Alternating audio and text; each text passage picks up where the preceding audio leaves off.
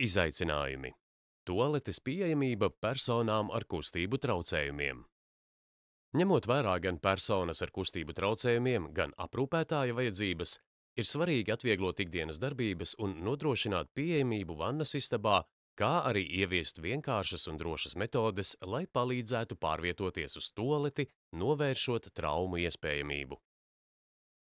Risinājuma piemērs. Lai uzlabotu personu ar fiziskiem traucējumiem cieņu un neatkarību tualetes izmantošanas laikā, tiek izmantots inovatīva dizaina ratiņkrēsls ar atveri sēdeklī, kas atvieglo ērtu piekļuvi tualetei.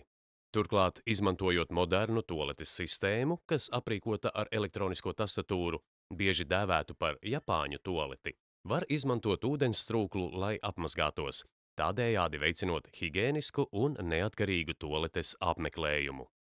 Kāds ir jūsu risinājums?